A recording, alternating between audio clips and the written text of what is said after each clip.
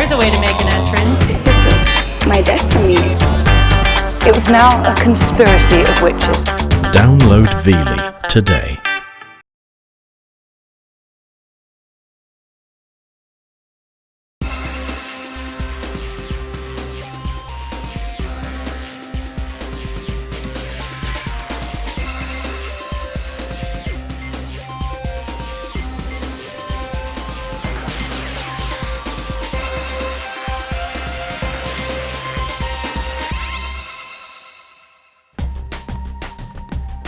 Conmen, the most devious of all criminals. Charming, cool and calculating, they betray trust and devastate lives, yet remain a complete enigma.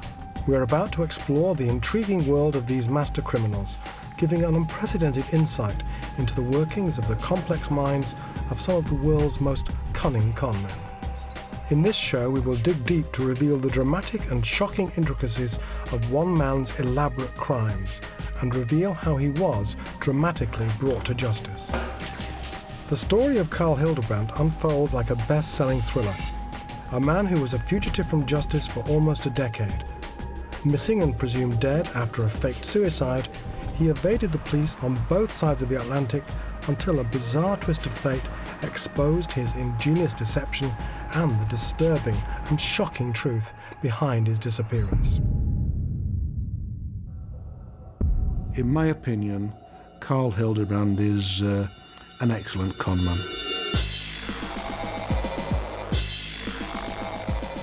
Carl Hildebrand's family probably went through a living hell, wondering what had happened to their son. Carl's mother certainly believed that her son had committed suicide. She thought he was dead.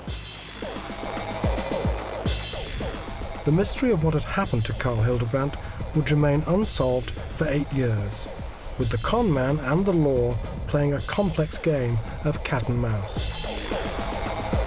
He was obviously a very determined and inventive individual, really. The police suspected that he'd gone to South Africa, but they had no idea where Carl was. I wonder whether he views himself as maybe a modern-day Robin Hood. He takes from the rich and gives to a more deserving cause himself.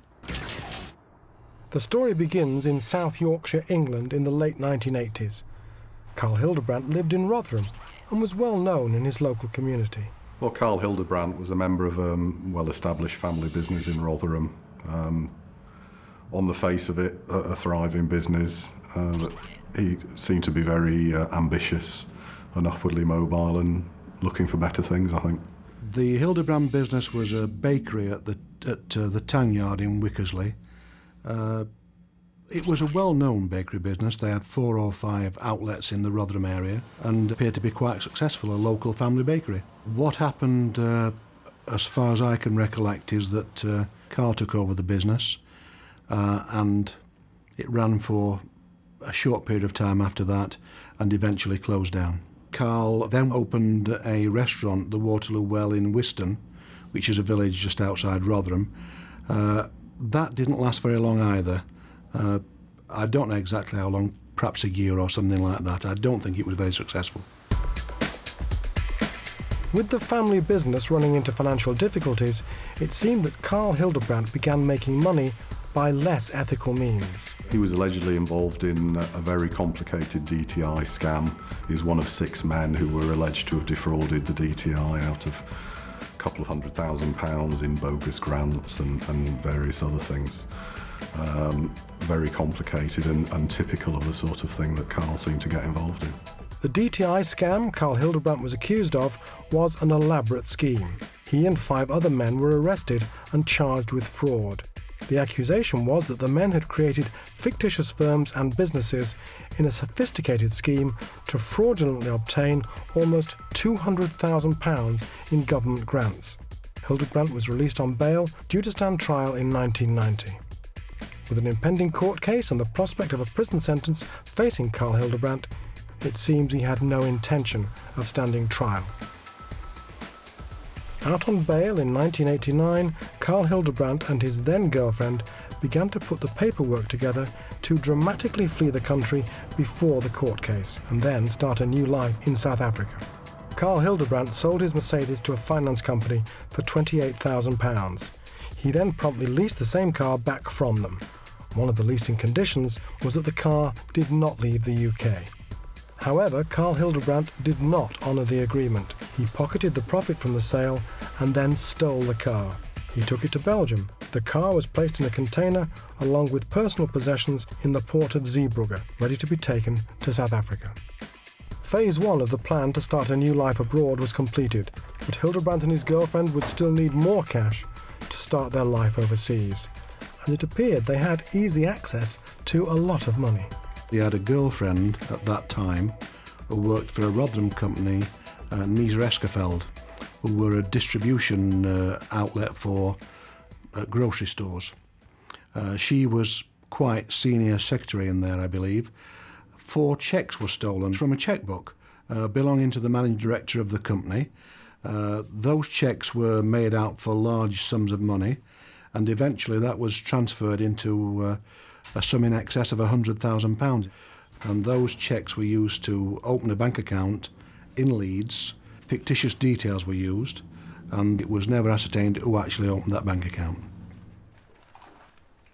Well, the police suspected that Carl had opened that bank account. That's what they thought at the time.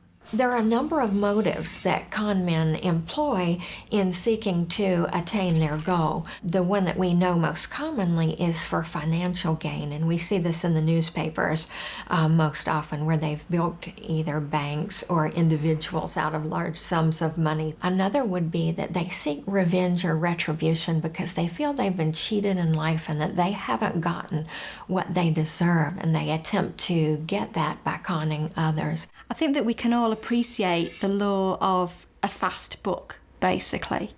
And so there's a series of decisions that people would go through when contemplating a scam.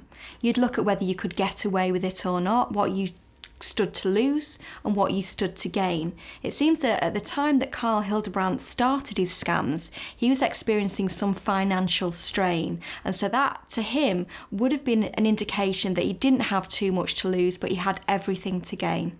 Well, everyone have to search their individual conscience to decide if they felt strong enough to refuse a lot of money against doing something immoral and illegal. It's a calculation I guess that a lot of people make all the time, and they don't go down the criminal road. Most of us don't lie because we're afraid that we'll get caught and we'll either be humiliated or punished. And con artists don't seem to have that same type of fear and anxiety. Well, that money was used to buy a large amount of Krugerrands, which is a South African gold coin. South African Krugerrands were first minted in 1967. Each coin contains 1 ounce of 22-carat gold.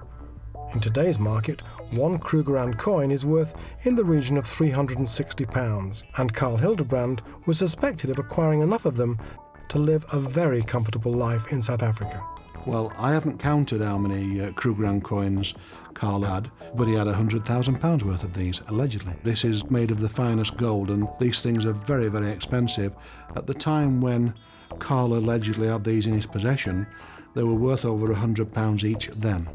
With the police alerted to the stolen cheques and aware they'd been converted into Krugerrands, they began to connect Carl Hildebrand to the crime. If their suspicions were right, his plan to leave the UK and head to South Africa was flawed.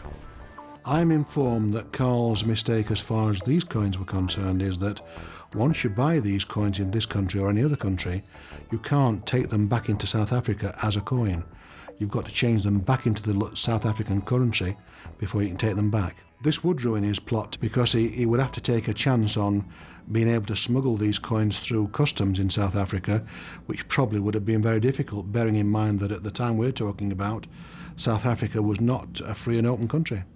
Carl Hildebrand's trial date was approaching fast. He was involved in other alleged financial scams where he was trying to obviously get hold of a lot of money with a view to skipping the country. Well, the allegation, again, is that Carl was trying to sell these Krugerrands. Some of them were eventually recovered in a carrier bag in the back of a car at a garage in Mexborough. Just a few days before Carl Hildebrand and his then-girlfriend were due to flee the UK and fly to South Africa, the police made their move and caught up with them. They were arrested and interviewed on suspicion of theft and handling stolen goods. Carl Hildebrand was known to the police and therefore the press really because of his activities in some fairly dodgy financial dealings. Well, he was interviewed on suspicion of theft of the cheques from the Niesriskeveld, the handling of stolen goods, which were the Krugerrands, because they were the proceeds of theft of the cheques. The car was found in Zeebrugge, so he was also interviewed for theft of that car because that car, the Mercedes car, was on finance. And they also found documentation whereby he'd had a transit van on finance and he'd actually sold that. They recovered that as well. Now arrested and charged a second time, Carl Hildebrand was facing 2 court cases, one for the DTI scam and the second for the stolen cheques. Things were not looking good for Carl Hildebrand. Having been charged with these offences, the girlfriend that Carl had at that time was granted bail. Carl was remanded in custody at Magistrates Court in Rotherham. His family offered to put up sureties for him, which were accepted by the court, and he was granted bail in the surety of 2 £50,000 sureties, with other bail conditions that he should reside at his home address and report to the police and sign the bail book at Rotherham Police Station. But no one could have predicted Carl Hildebrandt's next move. Shortly after his family posted bail, Carl Hildebrand executed his secret master plan that left the police, his family, and his local community shocked and devastated, creating a mystery that lasted almost a decade.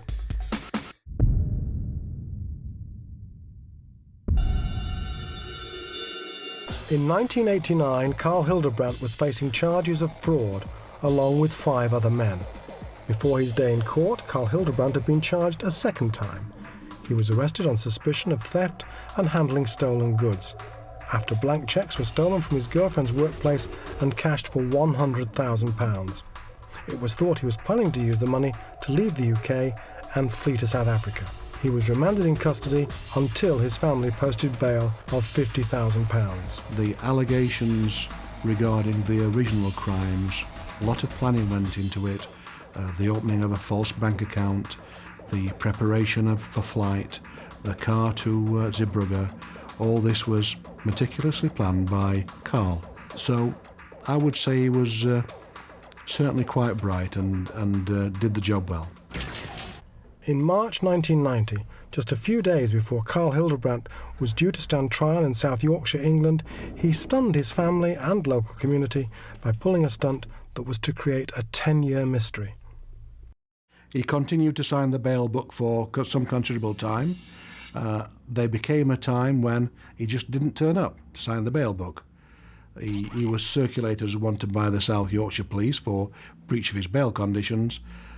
The date of his court date where he was supposed to arrive for committal, that passed, and a warrant was issued from Rotherham Magistrates Court for failing to appear.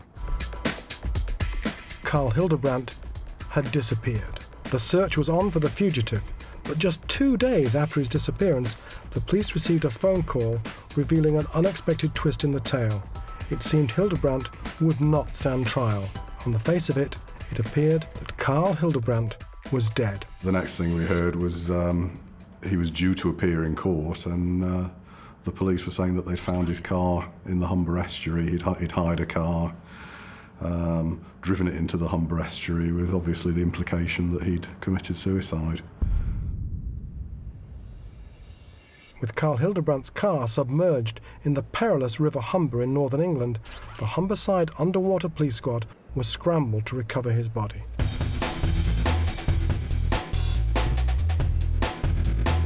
We were called out to assess the situation. Arriving at the scene, we could see a partially submerged vehicle, and at that time we could only distinguish it was red in colour. It's not common, but it's not unheard of for people to commit suicide in this fashion. The search we did was wearing full diving equipment. I was elected as the diver on the day. I entered the water, searched in and around the vehicle to establish that there was nobody in the vehicle. Due to the type of water, the River Humber, there's so much suspended silt, there's no visibility whatsoever once you go under the water. So it was a case of searching around the vehicle, and in this event I actually removed the vehicle registration mark and came back up to the surface to enable me to read it. I passed that information on to my colleagues on the riverbank, and they conducted a police national computer check of the vehicle registration mark. That car was traced to a car hire company in Parkgate, Rotherham, and the owner was able to confirm that Carl Hildebrand had hired that car. The police had directly linked the submerged car to Carl Hildebrand, but the circumstances were mysterious, and while his family grieved, the police were suspicious. No body was recovered from the river, and the question began to emerge: what had actually happened to Carl Hildebrand? Had the man facing charges drowned himself to avoid having to go to trial, or had he faked his death? It had sort of connotations of Reggie Perrin to it, the TV series where clothes were left at the side of the river and Reggie was never seen again. He was very much missing but presumed dead, and it was very much a story out of a thriller rather than an average Rotherham crime story. It was believed that he'd tried to fool everyone into believing that he'd committed suicide. The police never ever believed that, but Carl's mother certainly did. Well, few things in life are as painful as losing a child. And for a person to have that level of disregard for the feelings of someone who reared them is inconceivable to most of us in society. Carl Hildebrand's family probably went through a living hell, wondering what had happened to their son. She definitely suspected that he had killed himself by drowning in the River Humber. She, in fact, blamed the police for that at the time. She was very, very upset about it. They would have had numerous unanswered questions.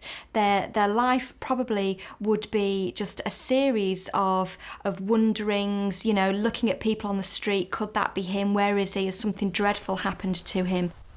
If you don't have a body and you don't have the answers to those questions, you've got no closure, and it's very difficult for people to then move on and move forward in their lives. What we know about grief is that it's easier to resolve the grief if you have the ritual, the funeral, the ability to say goodbye.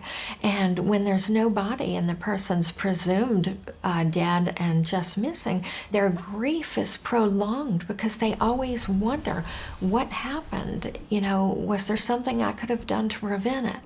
Carl Hildebrand's family may have believed that the River Humber in northern England had taken his life, but not everyone was so certain.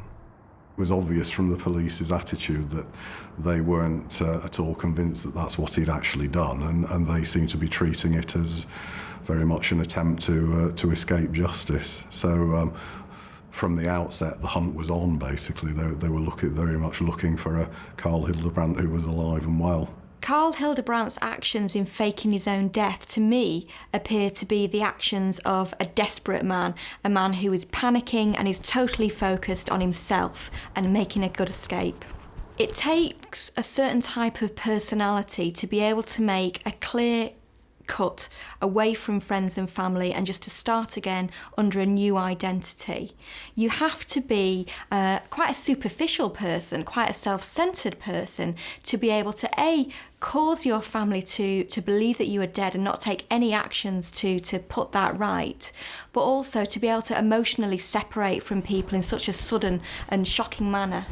And at no point did he try and attempt to make any kind of contact to put his family out of misery. The police investigation obviously couldn't go any further until they could find Carl, because they'd gathered all the evidence they required for the prosecutions. There was nothing more they could do but to put it on hold. The hunt for Hildebrand may have hit a dead end, But this mysterious and dramatic story of a car being discovered in northern England's River Humber with no body inside was not going to go away. The Sheffield Star, on the anniversary of Carl's disappearance, annually ran a story about it with a photograph of Carl and where is he now, that sort of thing.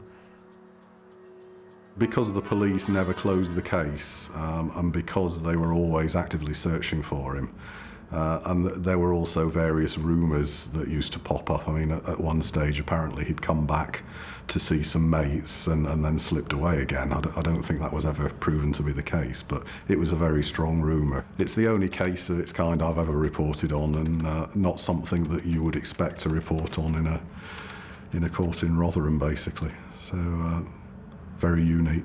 And obviously, from our point of view, you know, the local media, it was a great story, so we were obviously keen to keep it going. So we kept printing the stories quite regularly. The police were still hunting for him, reporting on the rumours. And I suspect they ran that for 7 or 8 years.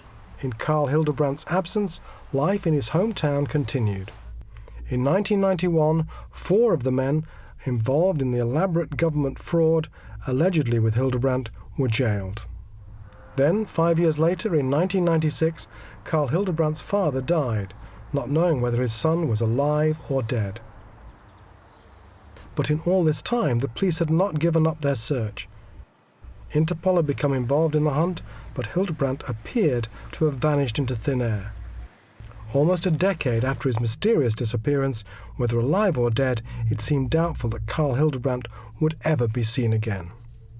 That is, until a remarkable and dramatic breakthrough that came directly out of the blue, 8 years after Carl Hildebrandt's disappearance back in 1990. The real stroke of luck came one day when some bloke back from his holidays in America opened the Star, and there was a story about Carl Hildebrandt missing, presumed dead, with a photograph of him, and he realised that, hang on, I've been having a drink with that bloke, and it wasn't Carl Hildebrandt, it was Charles Staines. So told the paper, and that was that. The hunt was on again. He was quite successful until he decided to mix it with a guy from Sheffield. By pure coincidence, the police's instincts were confirmed. Rotherham's Reggie Perrin was alive. Well, this was a great piece of luck for the South Yorkshire Police. They had no idea where Carl was, and here we had a guy from South Yorkshire who was telling them, and not only was he telling them, he was telling them what name he was using as well. Charlie Staines. So he was living under an assumed identity, and that gave the police something more to work with. We had no idea how he'd come across that name or why he'd assumed that name at that particular time, except that was the name he was using in Fort Lauderdale. The name Charles Staines may have been a mystery yet to be solved, but for the first time in 8 years, in England, the Yorkshire Police finally had the breakthrough they'd been hoping for. But this was just the beginning. The police had confirmed their suspicions, but they had a long way to go. Locating and extraditing him from the USA would not be easy. Bringing Carl Hildebrandt to justice was still a long shot.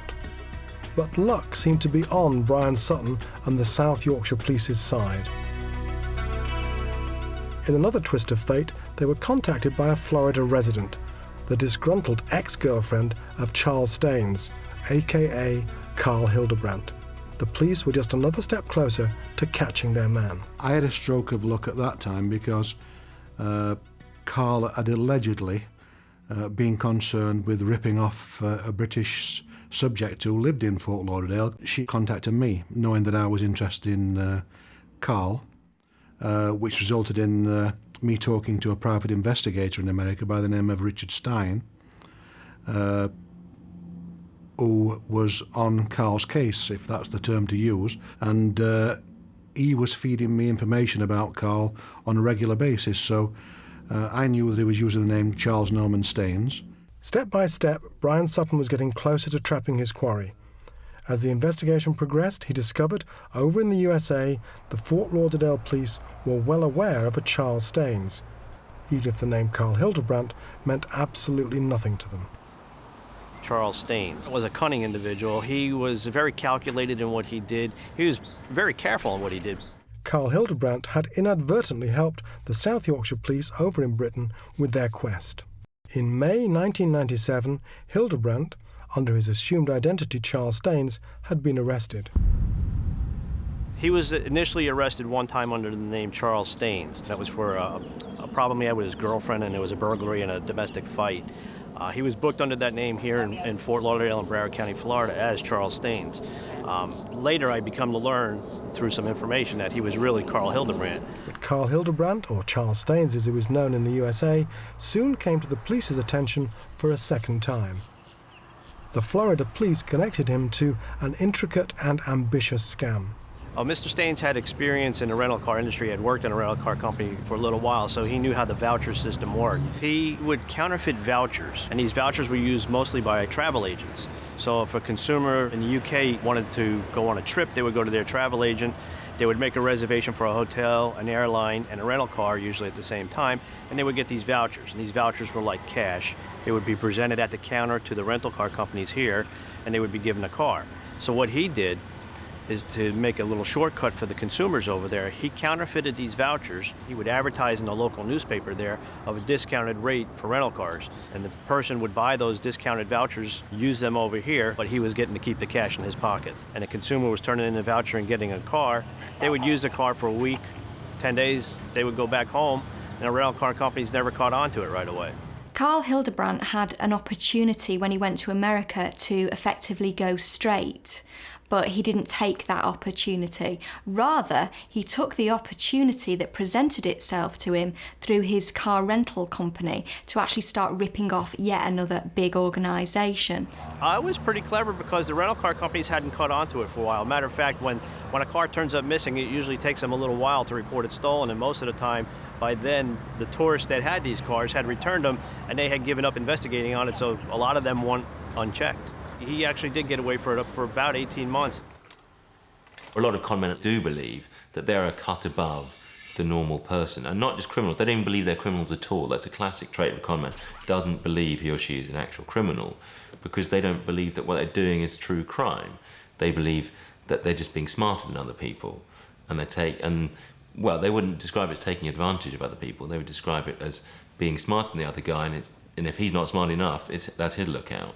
Now, it seems that there must be something intrinsic in this man's personality that makes it okay for him to do this. He obviously doesn't view it as morally wrong. He knows that it's legally unacceptable, but it's okay for him to do that. I wonder whether he views himself as maybe a modern-day Robin Hood. He takes from the rich and gives to a more deserving cause himself. The money was going to good use for him. Mr. Hildebrand liked to be in the social life. There were several clubs that he was known to frequent and hang out at. He had a few girls that he kept on the side there, but a lot of his time was spent doing his criminal activities and other elements. He was involved in other elements of crime as well. So he associated with people in different realms. So if he even thought about it consciously, he may well have thought, well, you know, I haven't got the attributes to go straight, so this is the only life I know. And I think a lot of con artists do say that they find that they can't go straight and this is the only life they know, so they've got to stick with it. With the UK and US police both closing in, Carl Hildebrand's days on the run were numbered, and with his capture came the sick and devastating revelations of how he succeeded in dodging the police for almost a decade. And the answers were to be found in a graveyard.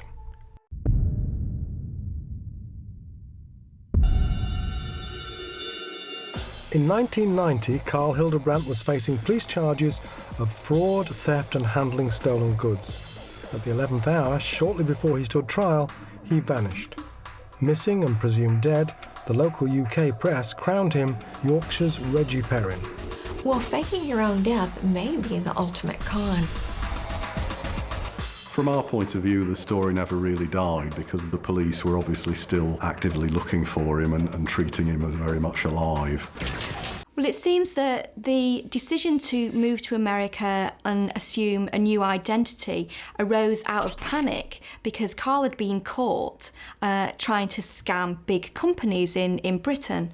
So for him to then start again in America tells me that there's something intrinsic in this man's personality. because con artists have an inability to delay gratification, they want what they want now, and they want it the easiest possible way without doing the work. So, for example, with Mr. Hildebrand, where he came over to the United States and had an opportunity to sort of go straight and live a conventional life, he chose not to do that because of those traits. While in Fort Lauderdale, Carl Hildebrand was using the name Charles Staines, and the US police had linked him to a number of criminal activities. In a twist of fate, while the South Yorkshire police were uncovering what happened to Hildebrand in the UK, over in the USA in 1998, the Florida police were searching for him in connection to a car rental scam. The Fort Lauderdale police were on his case. A detective by the name of Russell Spies eventually arrested him.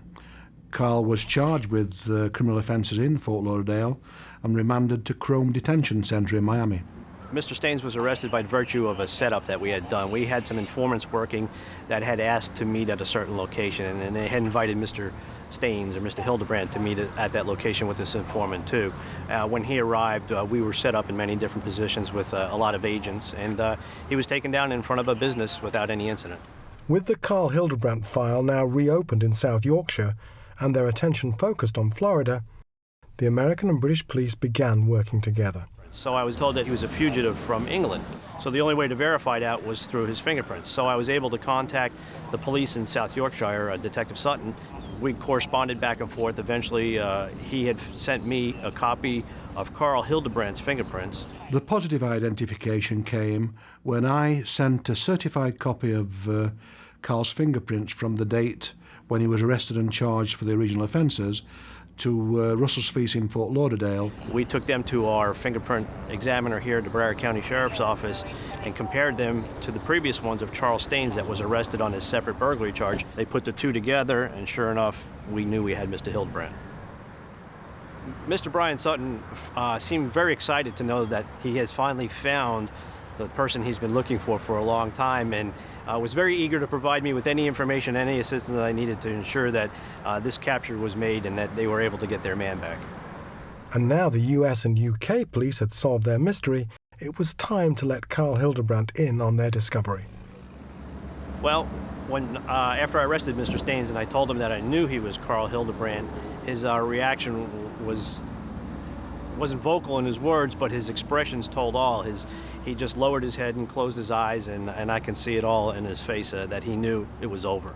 Well, often con men feel superior, and those feelings of superiority may increase the longer that they're able to engage in their scam. So when they're caught, it may be a crushing experience because they've assumed this new identity and they thought that they pretty much were scot-free. With Hildebrand behind bars in the USA, the game was up. However, there was one last piece of the puzzle remaining unanswered. Where had Carl Hildebrand found the identity Charles Staines? An identity that had kept him safely concealed from the British police and Interpol's extensive searches. Well, at that time, it didn't mean anything except that he was using another name. I was able to get the date of birth he was using, and as a result of that, we were able to find out that Charles Norman Staines had been a young man born in, I believe, North Ferriby in Humberside, who died at age 5 when he drowned in the River Humber, and Carl had assumed his name. But as Brian Sutton began to probe further, the disturbing discoveries kept coming. Well, what we found out was that Carl was in possession of 2 passports because he'd used another one, Dean Anthony Perry, on a trip to Guyana in South America. We also found out that this young lad Perry had also died in Humberside at about the same time, and it became apparent that he'd probably gone to a cemetery, found 2 young boys who died about the same age that he was, gone and obtained birth certificates, and then obtained passports, and it is as simple as that. The idea to take a child's identity from a gravestone comes straight out of The Day of the Jackal, so it's quite possible that he got that idea from a book that he might have had on his bedside table. This wasn't the criminal genius at work, this is a desperate man. We then went to the passport office in Peterborough, where we found the original application for the passport by the person who assumed the name of Charles Norman Staines, and the passport photograph was Carl. At the point at which Carl Hildebrand stole the dead child's identity, he was not thinking of the impact of that upon the child's parents. He was thinking about himself and purely about himself. I doubt that it would have crossed his mind. He just wanted to make an escape. To him, he probably felt that the child didn't need the name any longer anyway. The traits of a good con man are... Well, there's numerous ones, but I think the main one is a complete lack of conscience. Basically, you can't afford to worry about your victims, about whether or not you might have hurt them, or if you've done something wrong, or how they might be feeling. The usage of the name of Charles Norman Staines, providing that boy's parents never found out, would not have been a problem to anyone. But of course, when we were pursuing the offences of the passport offences, it was necessary to visit the parents of Charles Norman Staines, who were very nice people, elderly, living in Humberside. Although it was a long time before, they clearly were distressed at the thought that we were making this investigation. Well, the family of the person whose identity that he stole were likely very, very damaged by what he did.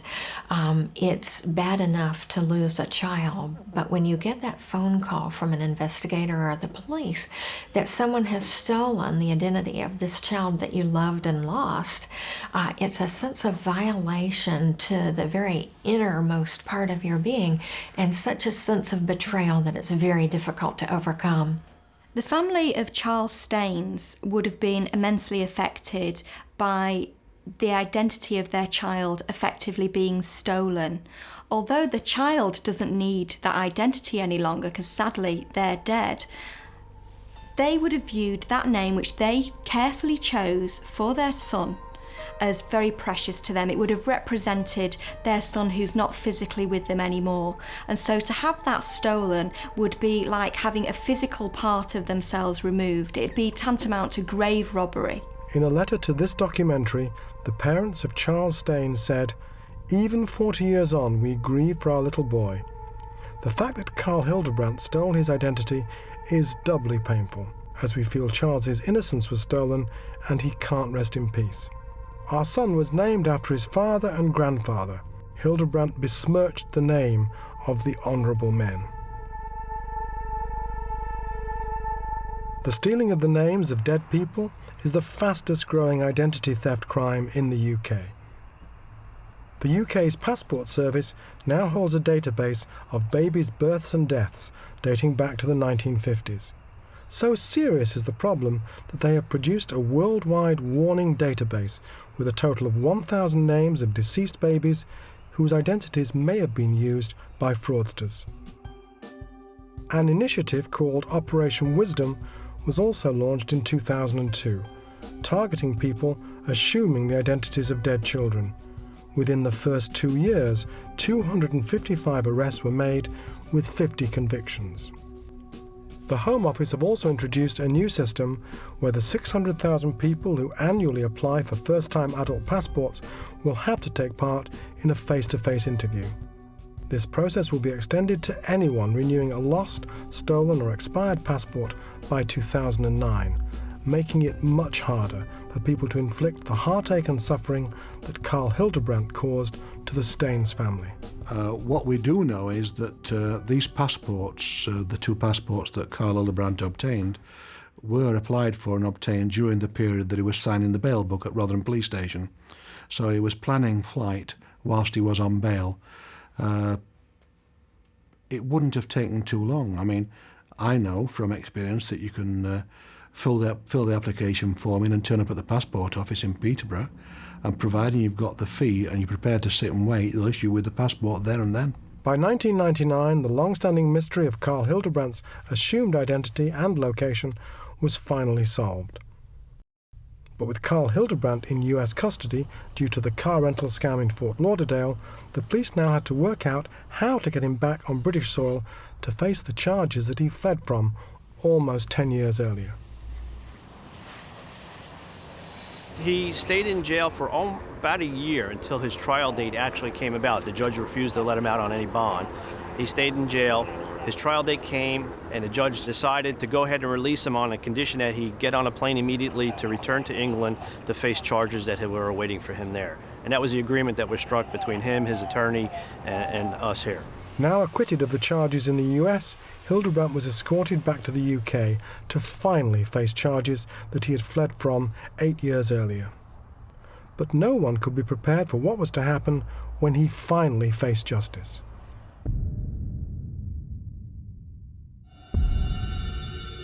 Carl Hildebrand's story reads like a bestseller. He faked his own death and then stole a dead child's identity to avoid standing trial in 1990 on charges of handling stolen goods and fraud. Missing and presumed dead, Carl Hildebrand fled the UK and started a secret new life overseas. By the time the police found the car in the River Humber, it's possible that Carl had already gone. We're not certain because we have no recollection of where he went from and to, but he could have already gone by then. It was almost 10 years after his mysterious disappearance that the police finally caught up with him in the USA.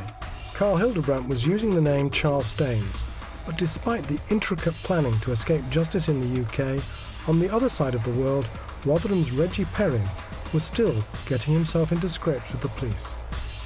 If Mr. Staines had not engaged in some criminal activity upon coming to the United States, there's a good chance he never would have been caught. Had he conducted himself in a polite, professional manner and done something constructive and real, he may be still walking around the streets here in the United States today as Mr. Charles Staines. The allegation came over that he'd been arrested in Mobile initially for some sort of car crime. They bailed him and he'd done a runner again. He eventually got arrested by the police at Fort Lauderdale, a detective there by the name of Russell Speece, who dealt with him for offences connected with cars. Was I surprised he was wanted in the UK? Not really, because I've heard so many stories in my 27 years in law enforcement, but it was just amazing that I actually got involved in a case like this, and it was quite intriguing once I heard the details of what had happened over there, and I thought, well, this is going to be a decent case to work, and it turned out it was. The judge said and agreed with his attorney and our prosecutor that he would be released now only to get on a plane to fly back to England to face the charges that he had to face there. With the UK and US police working together, August 1999 finally saw all their hard work pay off. He'd already served about 12 months in custody. His time was served and he was brought on an aeroplane back to Manchester Airport by 2 officers from Crome Detention Centre. Carl came back to Manchester Airport at about 9:30 a.m. one morning. We went to collect him and bring him back to Rotherham Police Station. He was perfectly okay. He was very friendly and no aggravation whatsoever. It wasn't a personal thing between myself and Carl, but it did close a book as far as the South Yorkshire Police were concerned, because he'd been missing for 8 years and we got him back, so it was a closure. As far as the police are aware, it was the first time Carl Hildebrand had stepped on British soil in almost a decade. Now home, the family who believed he had drowned when his car was found in the River Humber had their son back. For somebody who's got a very rich life and has got close attachments to their friends and family, the thought of actually faking their own death would be unthinkable. I think the fact that Carl was able to do this tells you that this is somebody who has got very superficial attachments to other people, is maybe very egocentric and really just focused on himself.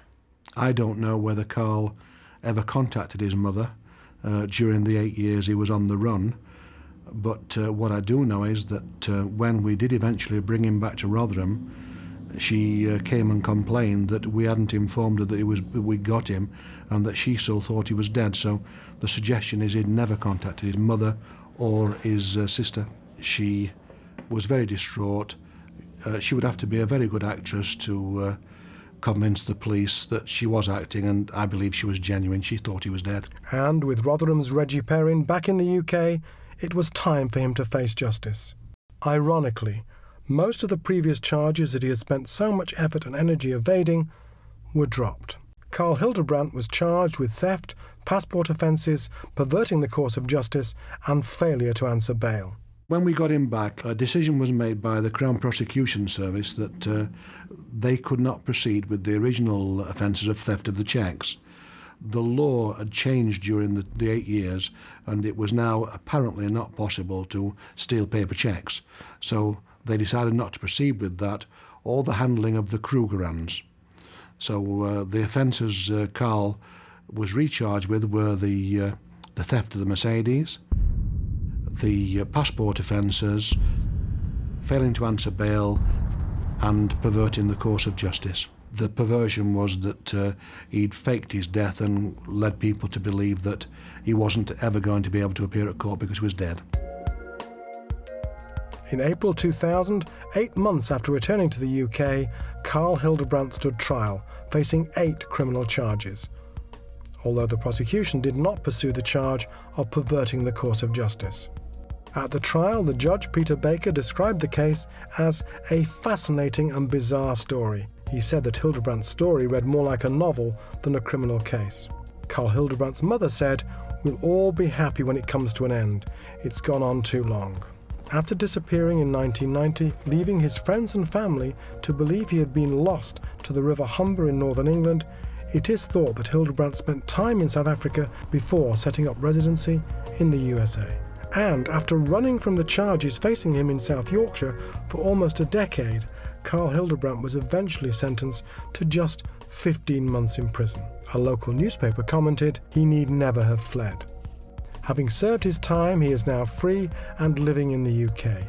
But the impact of the con, which draws parallels to Frederick Forsyth's The Day of the Jackal and the famous sitcom The Rise and Fall of Reginald Perrin, he will long be remembered. These might have been the actions of a desperate man who was looking at a possible jail term and desperately wanted to make his escape. But he never, at any point in the 10 years that he was living under an assumed identity, tried to get in contact with his family to actually put that right. I've never come across a faking of death and obtaining passports by deception before during my career, and I would say that it's not a common crime, although not too difficult to do. And what is also the case is that these 2 passports have never been recovered. For somebody to live on the run for so long, I think you'd have to say that, yeah, he's a successful conman. In my opinion, Carl Hildebrand is an excellent conman. Carl Hildebrand was a cunning individual. He was very calculated in what he did. He was very careful in what he did, but like anybody else, they always make a mistake here and a mistake there, and it always catches up to him. But I think he was clever. He was very witty. There's no question about it. He was sauvé. He liked to play with the women a lot and get around, but eventually bad people always get caught, and that's our job, to find them.